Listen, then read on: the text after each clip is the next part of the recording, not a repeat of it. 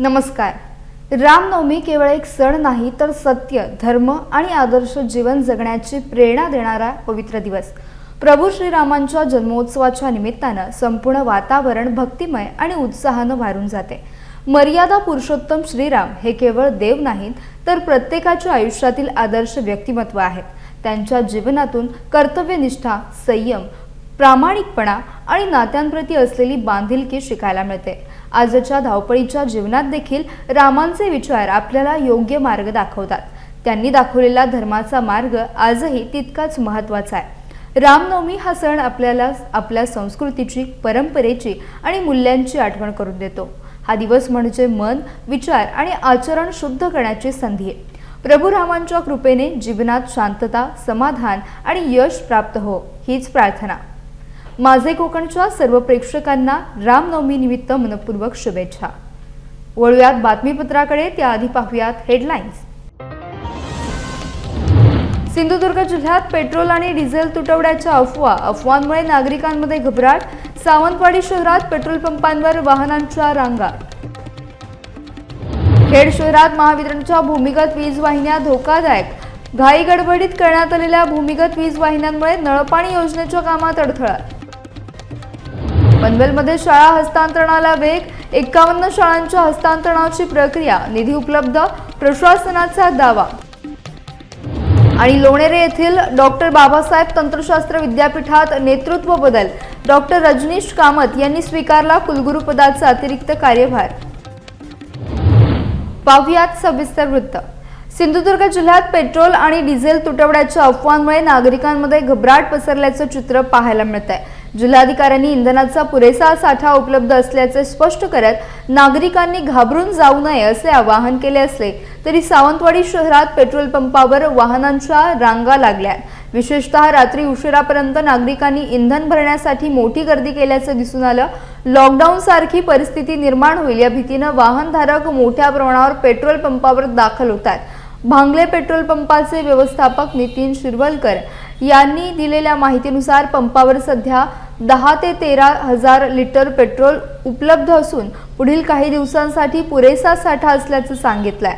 दरम्यान काही पेट्रोल पंपांवर इंधन उपलब्ध नसल्याने सर्व भार एकाच पंपावर येत असल्याने गर्दी वाढल्याचं सांगितलं जात आहे. प्रशासनाकडून परिस्थिती नियंत्रणात ठेवण्यासाठी प्रयत्न सुरू असून नागरिकांनी अफवांवर विश्वास ठेवू नये असं आवाहन करण्यात आलं आहे. रत्नागिरी जिल्ह्यातील खेड शहरात महावितरणच्या भूमिगत वीज वाहिन्या धोकादायक ठरत असल्याचा आरोप होतोय. सुमारे 40 कोटी रुपयांच्या गुरुत्वाकर्षण नळपाणी योजनेचं काम सध्या सुरू असताना यापूर्वी घाई गडबडीत करण्यात आलेल्या भूमिगत वीज वाहिन्यांमुळे या कामात मोठा अडथळा निर्माण झालाय. वीज वाहिन्या अत्यंत कमी अंतरावर अर्धा ते 1 फूट खोलीत गाडण्यात आल्याचा आरोप स्थानिकांकडून केला जातोय. त्यामुळे भविष्यात मोठा अपघात होण्याची शक्यता व्यक्त करण्यात येते. या प्रकरणात शिवसेना शहरप्रमुख कुंदन सातपुते आक्रमक झाले असून नागरिकांच्या सुरक्षिततेचा प्रश्न उपस्थित करत संबंधित अधिकारी आणि ठेकेदारांवर कारवाई करण्याची मागणी त्यांनी केली आहे. दरम्यान कोट्यावधींच्या नळपाणी योजनेच्या कामात अडथळा निर्माण झाल्यानं प्रशासनाने तातडीने लक्ष देऊन योग्य उपाययोजना कराव्यात अशी मागणी नागरिकांकडून होती आहे. आज आपण या ठिकाणी ज्या वेळेला नगरपालिकेची नळपाणी योजना चालू आहे त्याचं काम चालू असताना महावितरणचा हा ढोबळ कारभाराचं हे आपल्या समोर आलं आहे. या ठिकाणी महावितरणची जी केबल आहे ती कमीत कमी 7 इंच 8 इंच कुठं 1 फूट अशा पद्धतीने मेन रस्त्यावरती यांनी अंतरलेली आहे. त्याच्यावरती कुठंही कवरिंग नाही, त्याला काय गार्डिंग असायला पाहिजे हे कुठंही नाही. आणि हे ज्या वेळेला योजना झाली की अंडरग्राऊंड केबलची त्यावेळेला कुठल्याही महावितरणच्या अधिकाऱ्यांनी याच्याकडे लक्ष दिलं नाही. आणि त्याचा फटका आत्ता ज्या वेळेला नगरपालिकेची योजना चालू आहे त्यावेळेला आम्हाला अडथळा येतो आहे. आणि हे प्रत्येक वेळेला त्याचा भुर्दंड हा नगरपालिकेच्या माध्यमातून त्या ठेकेदारांना भरायला लागतो आहे. जेणेकरून हे आता मी या ठिकाणी एवढंच सांगतो आहे की ज्या कॉन्ट्रॅक्टरनी हे काम घेतलेलं होतं ही केबल कमीत कमी 3 फूट खाली जायला पाहिजे होती. ती खाली गेल्याच्यानंतर त्याच्यावरती लादी टाकून लादीवरती केबल अंतरून त्याला गार्डिंग केलं पाहिजे होतं. जो हा पाईप येतो त्याच्यानी हे कुठेही आपल्याला दिसत नाही आहे. आणि इथं ज्या वेळेला केबल फिरते त्यावेळेला इथल्या कर्मचाऱ्यांना पण सांगता येत नाही की ही लाईन कुठनं येते म्हणून. तर आता जर इथं बघितलं तर ही सरळ जाते, परंतु तिकडनं गोल गुंडाळा उरलेली पाईप जी केबल आहे ती इथंच ठेवलेली आहे आणि ती कमीत कमी 6 इंचावरती आहे. असा हा ढोबळ कारभार जो आहे जो महावितरणचा, त्या सर्व अधिकाऱ्यांना एवढंच सांगतोय की याची पूर्णपणे चौकशी करावी. ज्या कॉन्ट्रॅक्टरने हे काम केलेलं आहे, हे बोगस काम केलं आहे, ते संपूर्ण काम त्यांच्याकडनं पुन्हा या सुस्थितीमध्ये केलं पाहिजे, नाहीतर ते त्यांच्याकडे जे दिलेले पाहिजे त्याची वसुली लावली पाहिजे. रत्नागिरी वन विभागासाठी अभिमानाची बातमी समोर आली आहे. विभागीय वन अधिकारी गिरिजा देसाई यांना उत्कृष्ट सेवेसाठी सुवर्ण पदक प्रदान करण्यात आले आहे. वन संवर्धन, वन्यजीव संरक्षण तसेच प्रशासनिक कामकाजातील उल्लेखनीय कार्याबद्दल त्यांचा गौरव करण्यात आला. त्यांच्या या यशामुळे वन विभागात आनंदाचे वातावरण निर्माण झाले. याचबरोबर वन विभागातील 2 वनपाल सुरेश उपारे आणि रामदास खोत यांना देखील उत्कृष्ट कार्याबद्दल सुवर्ण पदक देऊन सन्मानित करण्यात आले. तसेच एका वनरक्षकास रजत पदक प्रदान करण्यात आले असून त्यांच्या कार्याची देखील दखल घेण्यात आली आहे.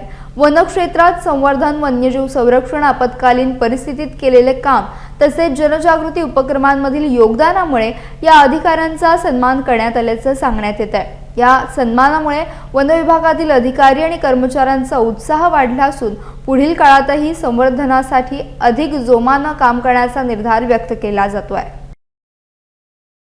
रत्नागिरी जिल्ह्यातील शेतकरी प्रक्रियादार आणि शेतकरी उत्पादक कंपन्यांना राष्ट्रीय तसेच आंतरराष्ट्रीय बाजारपेठ उपलब्ध करून देण्यासाठी आयोजित जिल्हास्तरीय खरेदीदार विक्रेता संमेलन आणि फणस प्रक्रिया कार्यशाळा उत्साहात पार पडली.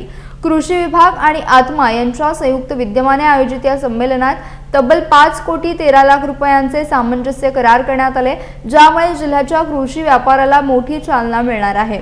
या कार्यक्रमाचे उद्घाटन जिल्हा परिषद अध्यक्षा अस्मिता केंद्रे आणि उपाध्यक्ष विलास चाळके यांच्या हस्ते करण्यात आले. प्रधानमंत्री सूक्ष्म अन्न प्रक्रिया उद्योग योजनेअंतर्गत जिल्ह्यात 510 प्रकल्प उभारण्यात आल्याची माहिती जिल्हा अधीक्षक कृषी अधिकारी शिवकुमार सदाफुले यांनी दिली आहे. कार्यशाळेत कोकणातील फणसाच्या मूल्यवर्धनावर विशेष भर देण्यात आला. तसेच निर्यात क्षेत्रातील संधी, आव्हाने आणि अपेडाच्या माध्यमातून मिळणाऱ्या प्रोत्साहनाबाबत तज्ज्ञांनी मार्गदर्शन केले. या संमेलनाला 500हून अधिक शेतकरी, प्रक्रियादार आणि खरेदीदारांनी सहभाग घेतला. या उपक्रमामुळे रत्नागिरी जिल्ह्यातील कृषी उत्पादनांना जागतिक बाजारपेठ उपलब्ध होण्याचे संकेत मिळत आहेत. पनवेल महानगरपालिकेच्या शिक्षण विस्ताराबाबत मागील काही महिन्यांपासून सुरू असलेल्या अनिश्चिततेला आता सकारात्मक वळण मिळण्याची चिन्हे दिसू लागली आहेत. महापालिका आयुक्तांनी यावेळी शाळा हस्तांतरणासाठी आवश्यक निधी उपलब्ध करण्यात आला असल्याचं स्पष्ट केलं आहे. येत्या शैक्षणिक वर्षात ही प्रक्रिया पूर्ण करण्यासाठी प्रशासन प्रयत्नशील राहील. रायगड जिल्हा परिषदेतील 51 शाळांच्या हस्तांतरणासाठीचा मूल्यांकन अहवाल तयार झाल्यानंतर काही काळ प्रक्रिया रखडली होती.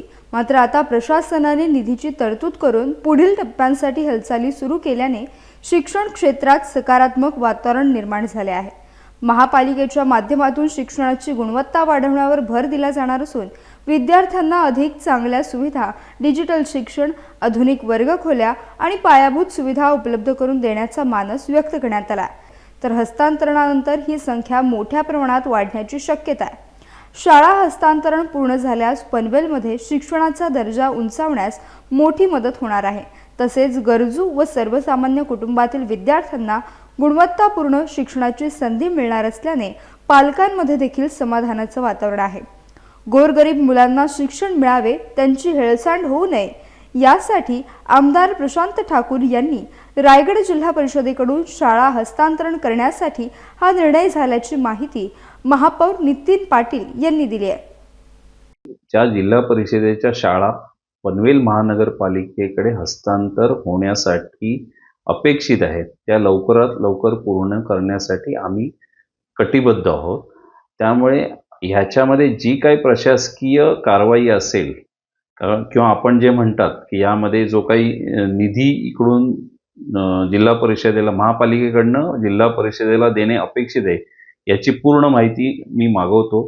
परंतु गोरगरीब किंवा सामान्य कुटुंबातील मुलांच्या शिक्षणाची हेळसांड न होण्याच्या दृष्टिकोनातनं जिल्हा परिषदेच्या शाळा हस्तांतर करण्याचा निर्णय हा माननीय आमदार प्रशांत ठाकूर साहेब यांच्या नेतृत्वाखाली झालेला आहे आणि आम्ही येत्या जूनपर्यंत ही प्रक्रिया लवकरात लवकर कशी पार पाडता येईल याकडे लक्ष देऊ. प्रशासन, लोकप्रतिनिधी आणि संबंधित विभागांमध्ये समन्वय साधून ही प्रक्रिया लवकरात लवकर पूर्ण करण्यासाठी प्रयत्न सुरू असल्याचे आयुक्तांनी सांगितले. येत्या शैक्षणिक वर्षातच शाळा हस्तांतरणाची अंमलबजावणी होण्याची शक्यता व्यक्त केली जात आहे। या निर्णयामुळे पनवेलमधील शिक्षण क्षेत्राला नवी दिशा मिळणार असून विद्यार्थ्यांच्या भविष्यासाठी हा महत्त्वाचा टप्पा ठरणार आहे। महानगरपालिकेने स्वतः शाळा हस्तांतरणाच्या अनुषंगाने माझी आणि रायगड जिल्हा परिषदेचे मुख्य कार्यकारी अधिकारी यांच्याशी चर्चा झाली होती। त्यानुसार हा अर्बन भाग असल्यामुळे टाउन प्लॅनिंग डिपार्टमेंटचे जॉईंट डायरेक्टर यांच्यामार्फत याचं पूर्ण याचं व्हॅल्युएशन करण्याबद्दलचं आमचं ठरलेलं होतं।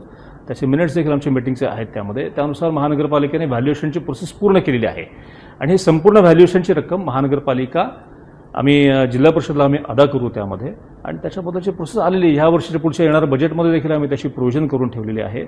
या व्यतिरिक्त ऑलरेडी मुलांचे जरी आमच्याकडे शाळा हस्तांतरण झाले नसले तरी देखील मुलांची सेफ्टी कन्सर्न लक्षात घेता ज्या आत्तापर्यंत नादुरुस्त शाळा होत्या, ज्या धोकादायक शाळा होत्या, त्यांच्या रिपेअरवरती पण महानगरपालिकेने आत्तापर्यंत 10.5 कोटीपर्यंत खर्च केला आहे।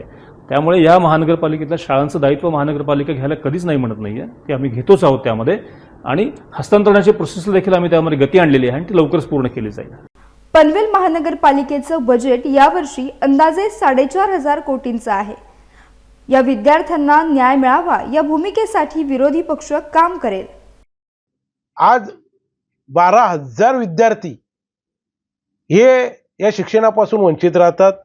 त्या सर्वांना न्याय मिळाला पाहिजे या भूमिकेला आम्ही आहोत। आणि दुसरी गोष्ट अशी आहे, आज 51 ज्या शाळा रायगड जिल्हा परिषदेला हस्तांतर करायच्या आहेत, या जर हस्तांतर केल्या तर आज विद्यार्थ्यांना जे नवी मुंबई महानगरपालिकेने आता सांगितलं CBSE बोर्ड सारखं आम्ही आता विद्यार्थ्यांना सुविधा देणार आहोत। म्हणजे विशेष का आज जागतिक जो दर्जा पनवेलला येणार आहे, विमानतळ आल्यामुळे, पुन्हा मेट्रो आल्यामुळे किंवा अनेक औद्योगिकरण आल्यामुळे मोठ्या प्रमाणात इथेशी विद्यार्थ्यांची प्रगती त्या प्रकारे व्हायला पाहिजे। आणि एकीकडे मुख्यमंत्र्यांनी घोषणाही सुद्धा केलेली आहे, काही इंटरनॅशनल स्कूल होणार आहेत, पण ते माझी मुलं माझे विद्यार्थी जर त्या दर्जाचे झाले नाहीत तर मग इथे पनवेलमध्ये प्रचंड शिक्षणापासून वंचित राहतील। म्हणून या पूर्ण शाळा कोणता विचार न करता कोणत्या तरी पद्धतीने तुम्ही हस्तांतर करावं ही विनंती आहे। रायगड जिल्ह्यातील लोणेरे येथील डॉक्टर बाबासाहेब आंबेडकर तंत्रशास्त्र विद्यापीठात नेतृत्व बदल झाला असून डॉक्टर रजनीश कामत यांनी कुलगुरू पदाचा अतिरिक्त कार्यभार स्वीकारलाय। राज्यपालांच्या आदेशानुसार विद्यमान कुलगुरू कर्नल डॉक्टर कारभारी काळे यांनी आपल्या पदाचा राजीनामा देत हा कार्यभार 25 मार्च 2026 रोजी डॉक्टर कामत यांच्याकडे सुपूर्द केला। या निमित्तानं आयोजित करण्यात आलेल्या छोटेखानी कार्यक्रमाला विद्यापीठातील सर्व विभाग प्रमुख, प्राध्यापक तसेच शिक्षकेतर कर्मचारी मोठ्या संख्येने उपस्थित होते। यावेळी माजी कुलगुरू डॉक्टर कारभारी काळे यांनी आपल्या कार्यकाळातील अनुभव मांडत विद्यापीठाच्या प्रगतीसाठी सर्वांनी सहकार्य केल्याबद्दल आभार व्यक्त केलेत। तसेच नवनियुक्त कुलगुरू डॉक्टर रजनीश कामत यांना पुढील वाटचालीसाठी शुभेच्छा दिल्या। दरम्यान नवीन नेतृत्वाखाली विद्यापीठाच्या शैक्षणिक आणि संशोधन क्षेत्रात अधिक प्रगती होईल अशी अपेक्षा व्यक्त केली जाते। कोकणातील आंबा आणि काजू बागायतदार शेतकऱ्यांचा आक्रोश आता टोकाला पोहोचलाय। नैसर्गिक आपत्तीमुळे आंबा आणि काजू पिकाचे तब्बल 90% नुकसान झाल्याने शेतकरी आर्थिक संकटात सापडलाय। अशा परिस्थितीत शासनाकडून जाहीर करण्यात आलेली मदत अत्यंत तुटपुंजी असल्याची तीव्र नाराजी माजी खासदार राजू शेट्टी यांनी व्यक्त केली आहे। नैसर्गिक आपत्तीमुळे कोकणातल्या आंबा आणि काजू उत्पादक शेतकऱ्यावर मोठं संकट आलेलं होतं। जवळपास 90% पीक हातातलं गेलेलं होतं। अशा परिस्थितीमध्ये गेले 2 महिने कोकणातला शेतकरी पहिल्यांदा रस्त्यावर उतरलाय, चळवळ करतोय आणि असं असताना सरकारनं मात्र त्याच्या जखमेवर मीठ चोळण्याचं काम केलेलं आहे। आज विधानसभेमध्ये एक हेक्टरी 22,000 रुपये म्हणजे कलमाला केवळ 220 रुपये मदत जाहीर केली आहे। काजू उत्पादकाला तर वाऱ्यावरच सोडलेला आहे। खरं तर सरकारला लाज वाटली पाहिजे होती। कुंभमेळ्यासाठी 25,000 कोटी रुपये उधळायला यांच्याकडे पैसे आहेत। जो कुंभमेळा मागचा 2015चा केवळ 2,500 कोटीमध्ये संपन्न झालेला होता। यांना कमिशन खाण्यासाठी, भ्रष्टाचार करण्यासाठी कुंभमेळ्याच्या नावाखाली 25,000 कोटी रुपये उधळायला पैसे आहेत। ज्या सगळ्या महाराष्ट्राला नको असलेला शक्तीपीठ महामार्ग, ज्यातून यांना 70,000 कोटी रुपये खायला मिळणार आहेत, त्यासाठी 1,15,000 कोटी रुपये उधळायला यांच्याकडे पैसे आहेत। पण ज्या कोकणातल्या शेतकऱ्यांना केवळ आंब्यातून आंबा निर्यात करून आणि आंब्याचा पल्प निर्यात करून वर्षाला 1300 कोटी रुपयाचा परकीय चलन मिळवून देतो, तर तो कोकणातला शेतकरी पहिल्यांदा मदतीची अपेक्षा करत होता. त्याला मात्र केवळ 220 रुपये एका कलमाला, ज्या कलमावर यावर्षी शेतकऱ्यांनी 4,500 ते 5,000 रुपये खर्च केले आहेत आणि ते सगळे पाण्यात गेले आहेत, कारण 10% सुद्धा उत्पादन हातात नाही आहे. सिंधुदुर्गचे पालकमंत्री राणे मोठ्या तोंडानं सांगत होते, सरकार शेतकऱ्याला रस्त्यावर येऊन देणार नाही. आम्हाला शेतकऱ्याची काळजी आहे. ही काळजी का? तुमच्या वडिलांची कारकीर्द जरा आठवा. ते विरोधी पक्ष नेते असताना वाघासारखे शेतकऱ्यांच्या प्रश्नावर तुटून पडत होते. खरं तर त्यांचा वारस सांगायची सुद्धा तुमची पात्रता राहिलेली नाही असं मला वाटतं. मुख्यमंत्र्यांना याची किंमत चुकती करायला लागेल. लवकरच एक व्यापक मेळावा घेऊन चलो मुंबईचा नारा दिला जाईल आणि आता केवळ सिंधुदुर्ग नव्हे, सिंधुदुर्ग, रत्नागिरी, पालघर, रायगड आणि ठाणे या जिल्ह्यातल्या आंबा उत्पादक आणि काजू उत्पादक शेतकऱ्यांचा एक मोठा प्रचंड असा मोर्चा मुंबईवरला धडकल्याशिवाय राहणार नाही. बघू आता एकदा आरपारची लढाईच आपल्याला करावी लागणार आहे. माझी आंबा आणि काजू उत्पादक शेतकऱ्यांना एकच विनंती आहे, जेव्हा पिकलं तेव्हा लुटलं. देणं घेणं फिटलेलं आहे. दलालांचं उदारी भागवू नका, औषध दुकानदाराची उदारी भागवू नका. बघू काय व्हायचं, एकदा आरपारची लढाईच करूया. रत्नागिरी जिल्ह्यातील खेड तालुक्यातील घाणेकुंट लोटे येथील महाराष्ट्र एज्युकेशन सोसायटीच्या MES नर्सिंग कॉलेजमध्ये मीरा देशपांडे स्कॉलरशिप वितरण सोहळा उत्साहात पार पडला. पुणे येथील अमनोरा S फाउंडेशनच्या वतीनं हा स्तुत्य उपक्रम राबवण्यात आला. फाउंडेशनचे सर्वसर्वा अनिरुद्ध देशपांडे यांनी त्यांच्या मातोश्री कैलासवासी मीरा देशपांडे यांच्या स्मरणार्थ जाहीर केलेल्या शिष्यवृत्तीचा लाभ एकूण 32 विद्यार्थिनींना देण्यात आला. गुणवत्ता व साधन शिष्यवृत्ती, हॉस्टेल व स्टडी मटेरियल, संपूर्ण शिक्षण शुल्क आणि आपत्कालीन सहाय्य अशा 4 श्रेणींमध्ये ही शिष्यवृत्ती प्रदान करण्यात आली. यावेळी आरोग्य क्षेत्रात उल्लेखनीय कार्य करणाऱ्या वैद्यकीय अधिकारी, आशा वर्कर्स, स्टाफ नर्स, अंगणवाडी सेविका, ANM नर्स आणि हेल्थ व्हिजिटर्स यांचा परशुराम पुरस्काराने गौरव करण्यात आला. कार्यक्रमाला महाराष्ट्र एज्युकेशन सोसायटीचे सचिव doctor Atul Kulkarni, civil surgeon doctor Bhaskar Jagtap, प्राचार्य मिलिंद काळे यांसह अनेक मान्यवर उपस्थित होते. Sincerely thanks to my principal sir, my teachers and my parents for their constant support, encouragement and guidance. And my extremely thanks to the organizer, Mr. Aniruddha Deshpande sir, for this wonderful opportunity. I promise that I will make the best use of this opportunity. I will work hard in my field and I try to contribute positively to the society. यासह बातमीपत्रात वेळ झाली. इथेच थांबण्याची भेटूयात नवीन बातमीपत्र असा होतो. परंतु तुम्ही कुठेही जाऊ नका. पाहत रहा फक्त माझे कोकण.